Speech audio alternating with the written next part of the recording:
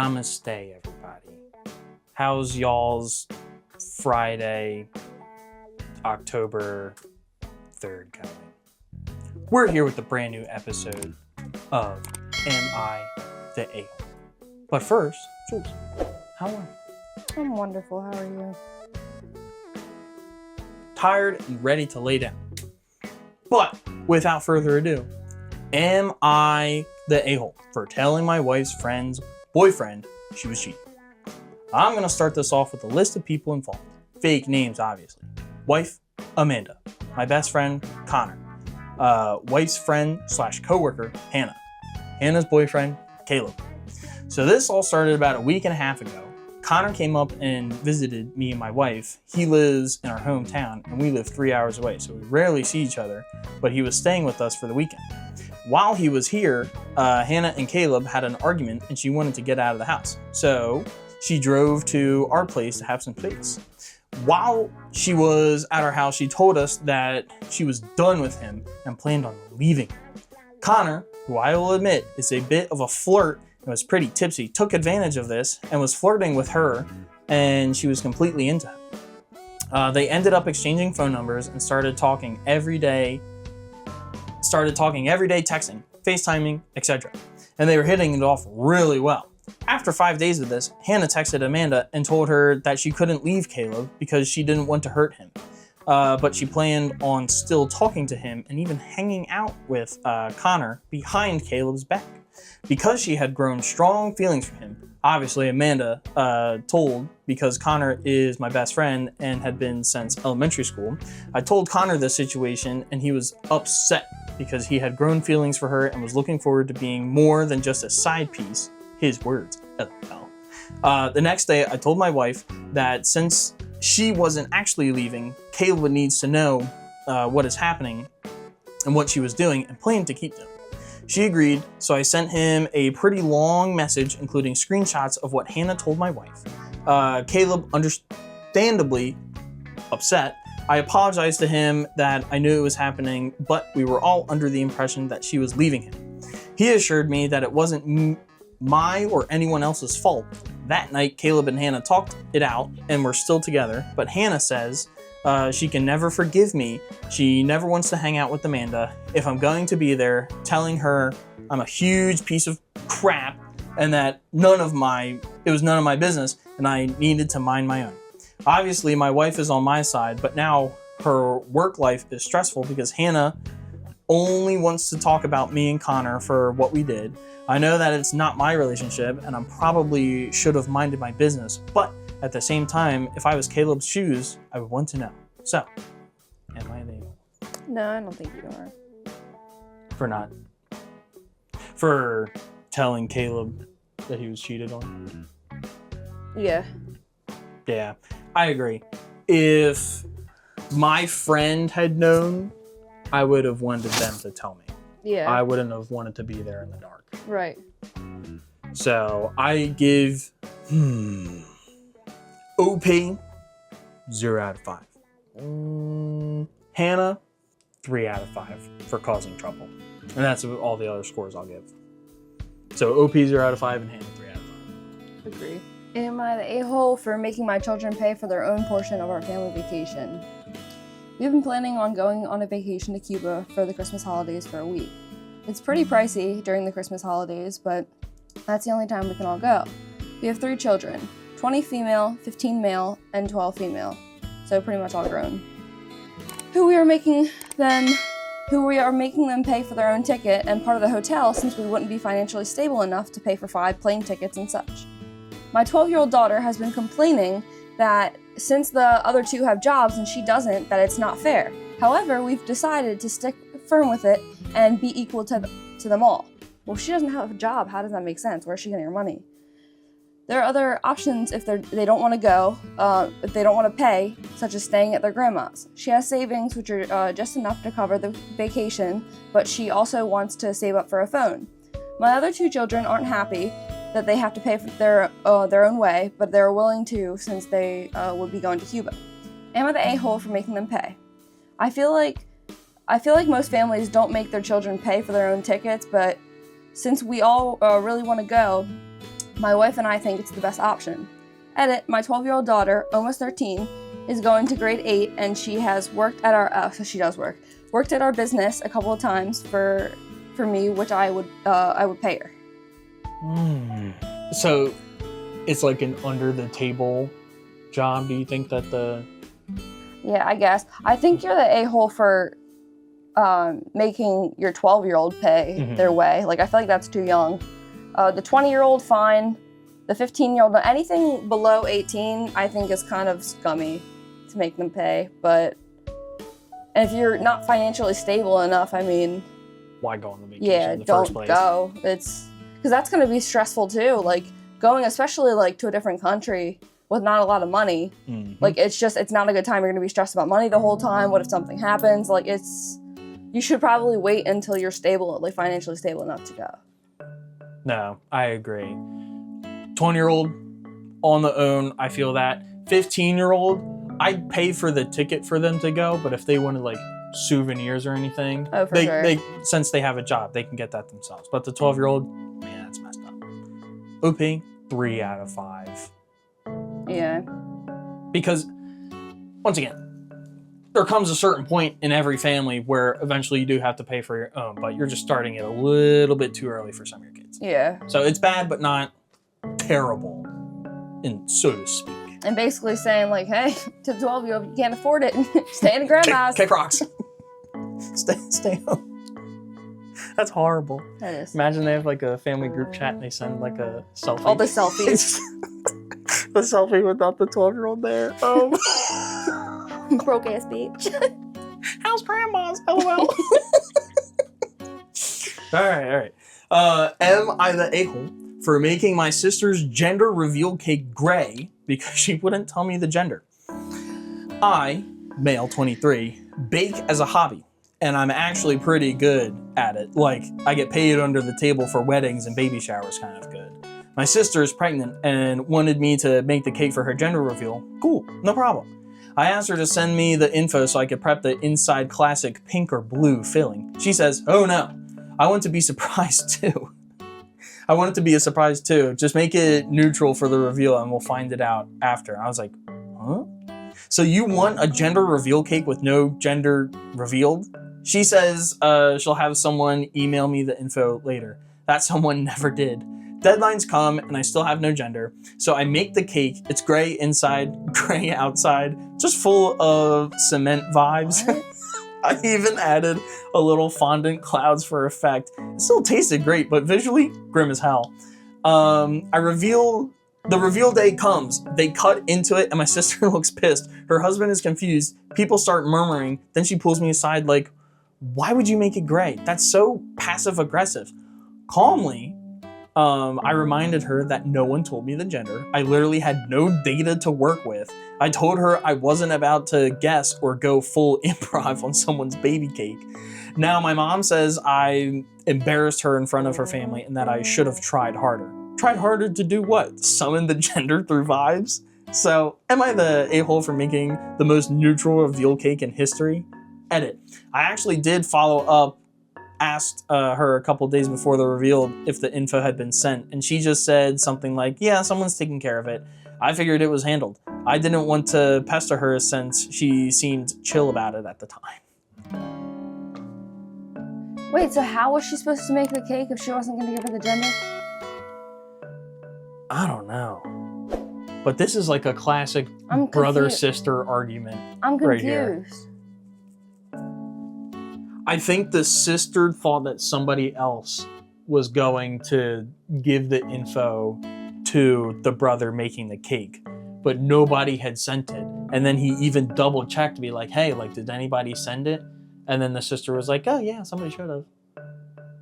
Oh. Well, yeah. shoot, I mean, well, what did he respond to? He should have been like, no, they actually haven't. So tell me the gender of your kid, or you're getting a gray cake. Yeah. I think it was pretty funny to make the inside gray, but the outside It's gray, weird. Yeah, I would have made it look like at least a normal cake. That's just a little too far being an asshole. Like, you didn't have to do that. Yeah, I'd say 2 out of 5 because funny in a sense, but not to agree with should have tried harder, but Like- you should have like followed through and asked who the person was, contacted them instead of just going through your Well, sister. yeah, not only that, but when she said, yeah, someone should have, you should have been like, well, they didn't. Mm-hmm. So then at least she had like a chance. And then if she was like, oh, they're going to send it, and they never do, I mean, yes, he tried. But yeah, I say OP, 2 out of 5. The sister, 0 out of 5. I mean, she couldn't. I'm going to do 1. 1 out of 5? Yeah. And then the person who was supposed to send it, 4 out of 5. Come on. You Why didn't dropped the she? ball. Why didn't she just tell the gender? Like, if he's gonna find out anyway. I also think that's weird. I wonder if it's supposed to be like the doctor sending in the information over or something like that. Oh, wait, did she? She also doesn't know. Oh, Mhm. I'm tripping. Sorry. I was like, why can't she just tell her? But No, I don't think she knows, and that's why I think Oh. she was having somebody else do it. Oh. So all of this falls on the person who was supposed to do it. This person. Well, 4.5 out of 5 for the person that was supposed to tell and didn't. I'm gonna go with a 2.5 for OP. It's kind of shitty. And for the sister, 1 out of 5 for being just ditzy. Negligent about it. Yeah. Then again, it's her party. She can cry if she wants to. Am I the a-hole for making my children pay their own... Oh, no. Didn't switch the tab. Am I the a-hole for slapping my classmate after he touched my waist? This guy has been bothering me for a while, making sexual comments or requests, but I always ignored it, even though it made me uncomfortable. On one occasion, he is sitting beside me and he is poking my shoulder and then saying that the person behind me is calling me, and they clearly weren't. I ignored it, so he probably got annoyed and tried to get my attention. So he touched my waist, and by pure reflex, I slapped him. After that, he freaked out and started screaming that I attacked him to the teacher. The teacher asked him to calm down, and he got even angrier and started insulting me in all ways and saying that he would ruin my life.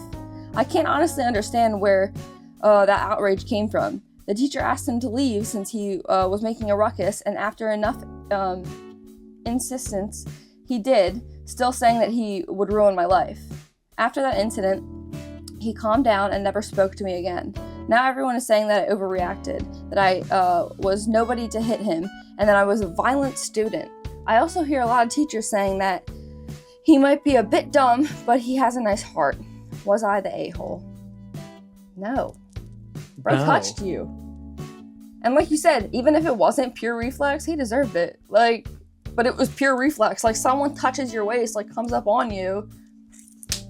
Who's Suck it not with like your mother or your boyfriend. Like, it was a stranger for all Only intents people and that can purposes. touch you, your mother or your boyfriend. Hey, or your girlfriend. We're progressive.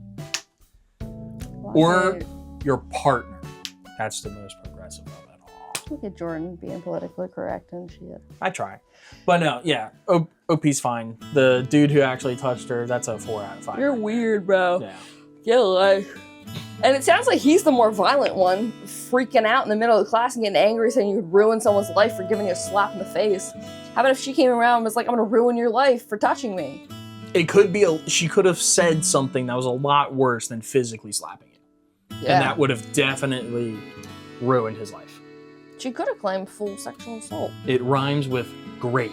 Yeah. Mm-hmm. She could have screamed that out loud, and then my guy would have like gone to jail. And his life would be over. Yes. All right. The final story. Make sure your waters are refilled and your popcorn is full. So sit back, relax, and take your shoes off. Am I the a-hole for wearing a different colored bridesmaid dress after the bride tried to purposely make us look unflattering? Hi. For privacy reasons, this post will be a throwaway, and all names are fake. I, 28 female, was a bridesmaid in my friend Tara's, 28 female, and Tony's, 30 male, wedding, along with the bridesmaids Amy, 27, Jane, 29, and her sister Lily. Okay, so OP is a bridesmaid, Tara and Tony are getting married, Amy, Jane, and Lily is bridesmaid. because the last story that listed out all these fake names, I kind of got lost a little bit. Anyhow, Tara, the bride, was one of those brides where everything had to be perfect so early on. Tara placed her priority on the logistics. Because of this, Tara had left the details about the bridesmaid dresses for last.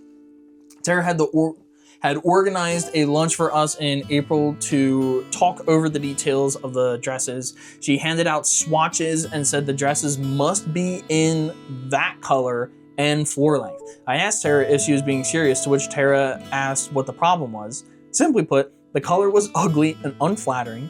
Jane also spoke up and said that the color is going to make everyone in the party look bad. Amy also agreed. Tara rolled her eyes at us and said that she was sure and she expected us as bridesmaids to go along with what she wanted. Lily decided to chime and say that she thought the color was fine. I think this was said to prevent her younger sister from going full bridezilla. For months, Amy, Jane, and I begged Tara to consider a different color, but she wouldn't budge. We asked Lily to ask her sister to reconsider, but she said that she was the bride. And that we should respect her choices. Yeah, no crap.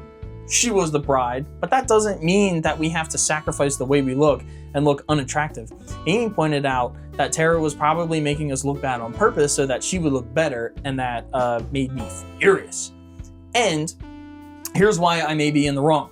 Amy, Jane, and I decided that enough was enough, and that Tara was being really unreasonable about the whole thing. And so was Lily. So we decided to lie to Tara and say that we were going to order dresses in the color she wanted, and sent her screenshots of the dresses in that color.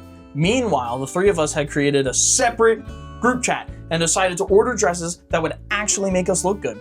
We agreed on baby blue and bought the dresses online. Tara didn't ask any more questions about the dresses and essentially just took our word that everything was okay.